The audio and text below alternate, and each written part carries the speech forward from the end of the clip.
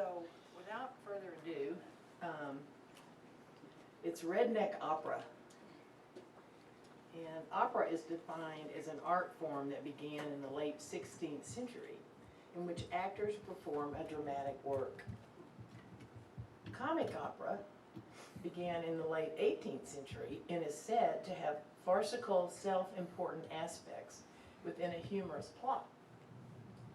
Redneck opera all started with the discovery of oil on Spindletop Hill in 1901 in Beaumont, Texas. In the 1930s, speculation migrated 160 miles north to Kilgore, once known as the world's richest acre. There was more oil in East Texas than had ever been found anywhere, ever. Wildcatters, roughnecks, and oil field trash descended on the area to swindle the locals and each other.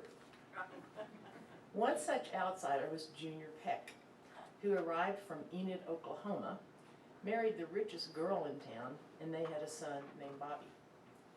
I'll read a chapter from a long-standing Texas tradition, Friday night football homecoming weekend. The main guy took comfort in knowing that even if he lacked respect, he was fine financially. He still had the original Gulf Coast Cares caper money stolen from the emergency hurricane relief funds given to the state of Alabama, which he hid in a separate bank account. He had successfully robbed Pop Teasel of the Cherokee Lake oil find without repercussion, and he made another $100,000 in the recent Our Lady of Guadalupe scheme, which he repeated in West Texas and Oklahoma to the tune of another $85,000. Lastly, his original venture of leasing and releasing drilling property had provided him a steady income stream of several $100,000 annually. After so many years of attaining easy money, it wasn't much of a challenge for him anymore. Junior and Pris's son, Bobby, had been attending Bullard Junior College, making average grades, and was about to graduate in the music program, which was perhaps due to the large endowment Junior had made. But he didn't care. The junior college had used a good bit of the endowment to build a new football stadium, a facility that had been named the Leland Peck Jr. Bullard Junior College Stadium. In addition, a bronze bust of Junior was commissioned to be installed behind the home team end zone. To further recognize Junior for his generosity, the school decided to honor him with a special halftime show during homecoming weekend. The committee planning the event had resolved to have a reenactment of the original 1901 Spindletop oil field find in Beaumont. Since exactly 50 years had passed since that discovery, it seemed like a natural theme from the homecoming celebration. In preparation for the halftime celebration, one of the college art teachers, Mr. Witherspoon, made a cardboard and plywood oil derrick, painted it black, and had it mounted on the back of a flatbed truck. He then cut out about 30 long strips of black construction paper and used thumbtacks to mount them inside the top of the derrick. An air compressor fitted underneath the derrick blew the black strips straight up in the air, so it looked like a gusher. The truck was to drive around the stadium while the band marched in the shape of a derrick, with the twirlers throwing up their batons painted black, representing the gusher.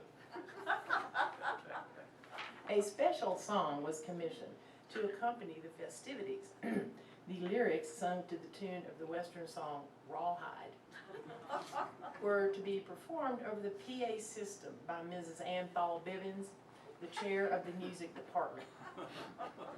Here we go. Drillin', drillin', drillin', keep those pump shacks drillin', all the men are willin', black gold. Drillin', drillin', drillin', we're gonna make a killin', keep the champagne chillin', black gold. Drillin', drillin', drillin', Coke and Jack we're swillin', those bakers they are willin', black gold. The rival team at homecoming was the Port Lavaca Sand Crabs. It's a real team. All of this is real. Since the Sand Crab's band director had just been murdered, they hadn't had time to work up a new routine. So the Sand Crab's marching band couldn't march. Nevertheless, they decided to reenact the famous Dalton Gang bank robbery that had occurred at the First National Bank in Longview, Texas in 1895. Their art teacher made a little jail out of an old horse trailer with just railing on the sides, which was then hooked up to a Ford pickup truck. There was a competition at the school to select 4 students to act as the Dalton Gang and 4 to be deputy sheriffs. The Dalton Gang would go out on the field with big cowboy hats and bandanas over their noses and fake guns. The 4 students playing deputy sheriffs, who had borrowed real sheriff outfits, would come out and chase the Dalton Gang, capture and handcuff them, put them in the horse trailer jail. The local sheriff would provide a squad car with a siren to heighten the drama. Ultimately, all the planning paid off as the halftime show exceeded expectations and made Junior feel that at last the local people were paying tribute to him, even if it was due to his endowment. That same weekend, as part of the 50th anniversary of Spindletop, the Rigview Country Club planned a spectacular evening, and Junior seized the opportunity to gain credit for it, and thus more social status. He thought by paying for half of the Shreveport Symphony to play in Bullard, who had no symphony, he had obtained the right to use the official Spindletop commemorative anniversary music, composed by Maestro Joseph Carlucci from the Beaumont Symphony Orchestra, with lyrics by Violet Newton. Mrs. Anthol Bibbins stepped up to the microphone in the Rigview Country Club ballroom and in front of 15 of Bullard's finest families accompanied the symphony in a choral rendering by Violet Newton, Poet Laureate of Texas. It's called Gusher, Gusher. It really is. I mean, I have it. I have the sheet music, I have the lyrics. You may sing your rip-roaring ballads of sweet decks that are stacked to win, but the liveliest night we ever knew was the night the well blew in. And the moon rose tall and the air was tense. There came such an ominous sound, where all hell bent came a wild intent from the bowels of the churning ground. And that slick black muck gave a roaring boom as it shot up the Texas sky. With the gushing roar, it spewed out a stream, shot the moon in her good bright eye. This was another proud moment for Junior and Pris.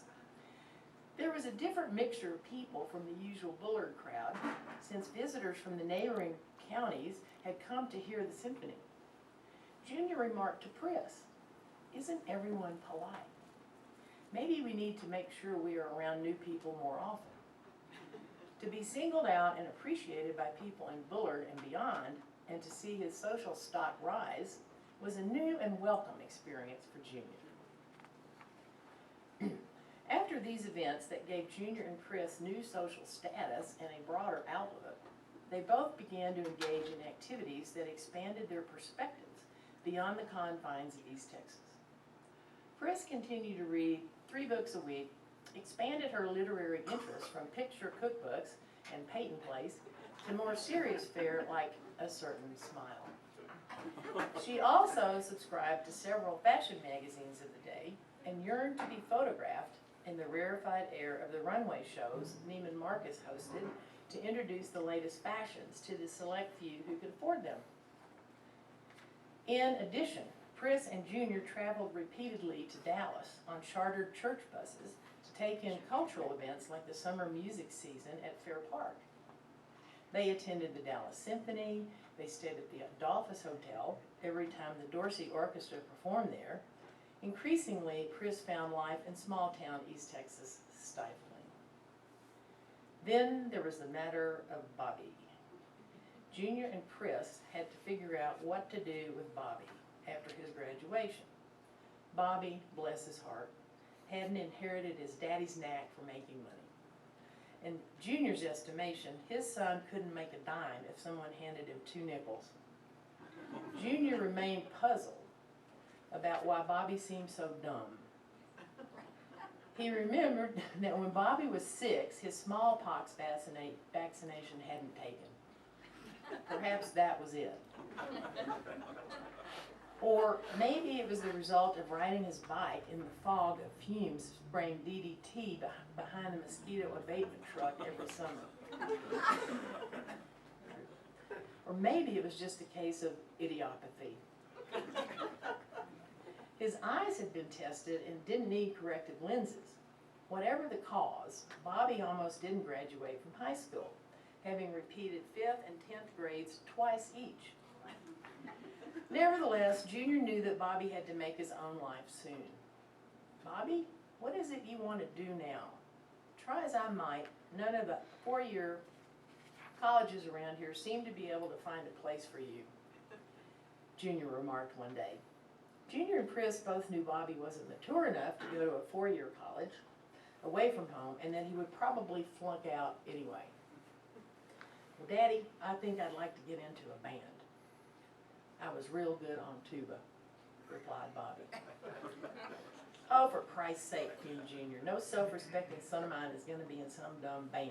Go get a job. I don't care what you do, just get a job. Music didn't get me anywhere, son. I was a good banjo player.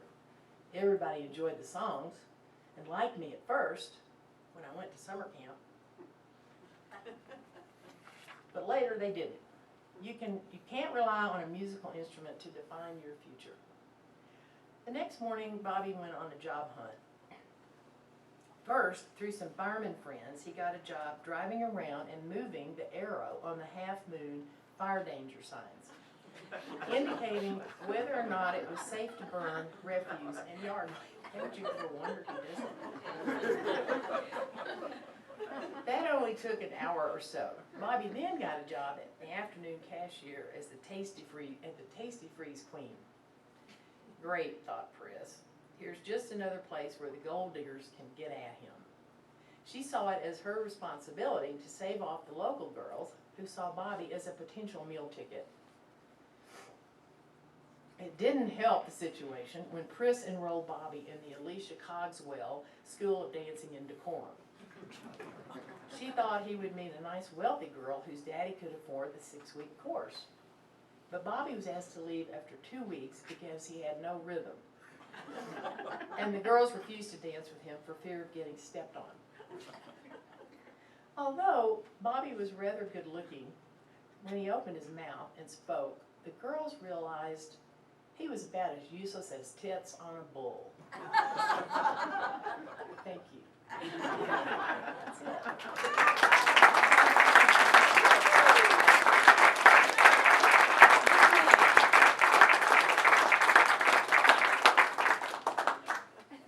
Are there any questions, or invite you to come get a signature, whatever your pleasure. Are you going to tell us whatever happened to Bobby, or do we have to Bobby, read the book? yeah, you have to read the book. There's an offshore offshore drilling rig dinner theater in the book. Bobby had a little something to do with that. Well, think about it. They're all out there. They're abandoned. Boats go out all the time. Why not? So Bobby does get into a little bit of the musical business, the dinner theater. Yes. Would you talk a little bit about the Ouroboros? Oh yeah. Yes, there's Tell us how you got there. How did you get an to- old Greek myth about the worm Ouroboros, and it is said to be a self-sufficient worm, serpent-like creature, that survived by eating itself, and it generated its own waste. It didn't need eyes, it didn't need hands, it was completely self-contained. And this can be compared to some suburbs in some cities.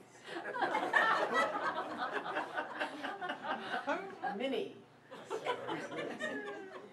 The mother and father met in college, and one was a and the other was a fraternity sorority.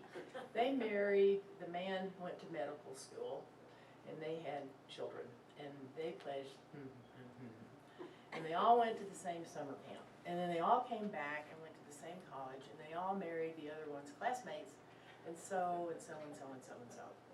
So, part of the theme of the book is the worm Ouroboros, and it plays in a few places in the book, but the point is, you all kind of get in a circle of life and you don't notice anything else about it. And you don't really need eyes or ears or feet because it's just continuous. So that's what that was. Yeah. The Grand Petroleum Shannon Hotel Yes. and the Casimir Offshore Dinner Theater. Yes. How much of this, is any of this real? Yes. There was a famous oil man named Gene, what was his name? McCarty, I think. And he built at the time the Shamrock Hotel, which was the largest hotel ever built in the world. It was on multi-levels. It had restaurants within the hotel. That never happened before. He built a swimming pool that could accommodate 2 speedboats. He had a grand opening that was attended by about, I don't know, 1,000 Hollywood people who flew in on private jets, and Howard Hughes was the host. And it was so busy that Houston Hobby Airport couldn't accommodate the outbound locals. So they just shut it down and invited the locals to the party. So this is all true. So I made it the Grand Shannon Petroleum Hotel. Only he brought in these Cypress ski girls that were on the Olympic-sized swimming pool. And he built a bass lake next door to that and stocked it with bass and crappie and stuff like that. And then, so the grand opening had a lot of shenanigans going on around the Grand Shannon Petroleum Hotel, which is named after the Shannons. Which that happened, the Shamrock Hotel. And the other one was the Offshore Drilling Rig Dinner Theater. Okay, well I thought, what is the tackiest thing on the planet? Is dinner theater. So then I thought, what?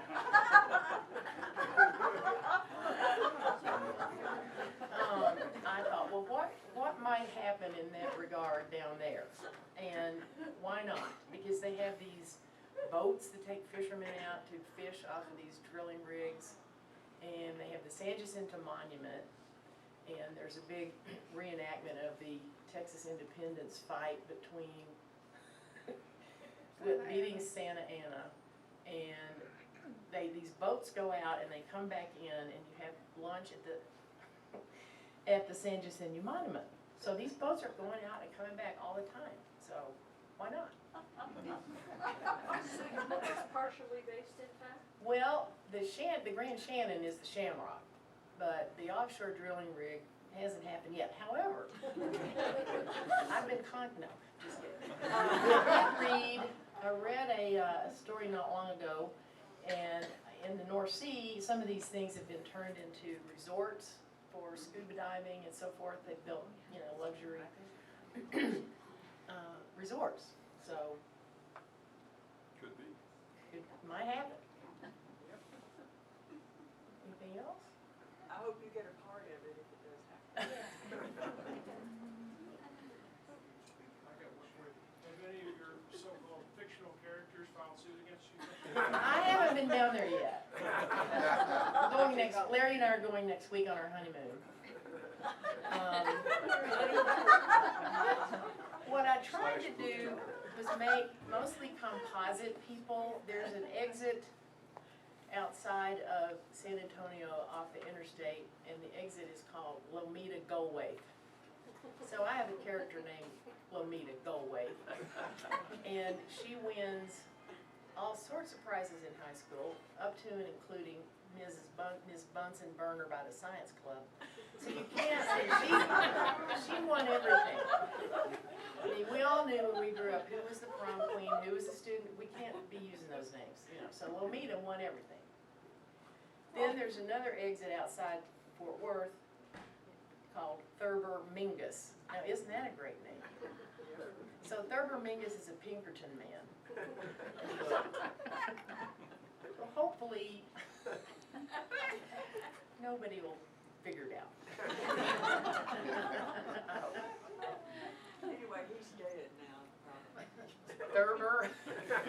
got an exit named after him. Anything else? Well, I cannot thank you enough for coming. Oh, sure. How long have you worked on this? Oh, gosh, it started out, I don't know, 4, 5 years ago, and it had a different bit of a turn. And I took some classes at the community college, and we have a book group here. A lot of our folks are here, and then I found an author I was crazy about, and he teaches in the Taos Summer Writer Conference thing. And I contacted him and went to one of his workshops, and so over time it sort of turned into a book. And it's interesting because the first paragraph of the second chapter, my coach, I guess, John, said, no, that's the first paragraph in the first chapter. So it's interesting, and if you're considering writing, a fresh pair of eyes will show you something you had no idea about, and moving things around and so forth. So I don't know, altogether 4, I think, not continuous, just off and on. Yeah. Or didn't it start out as a play? Well, it started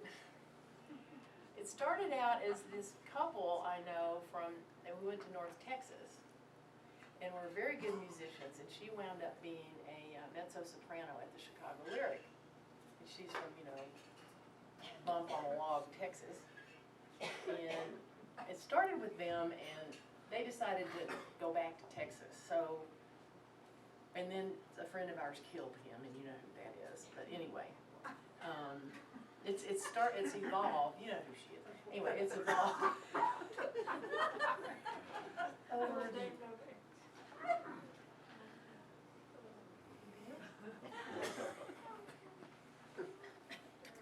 Why opera? Because of the obvious dramatic content. It's very dramatic.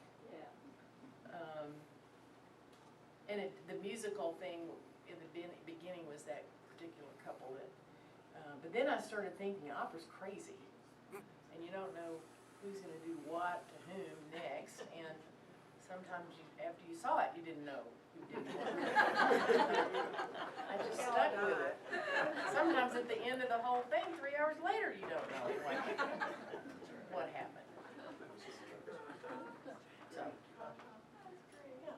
Margaret, who did the cover for the book? I would like to recognize the illustrator. George, where are you? George, stand up.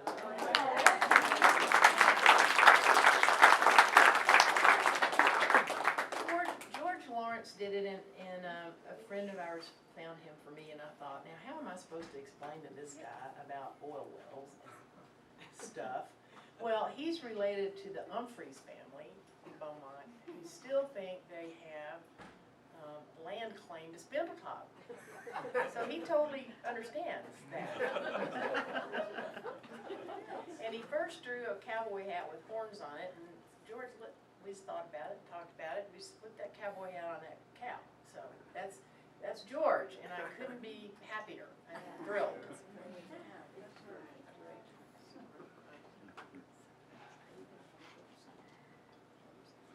Anything else?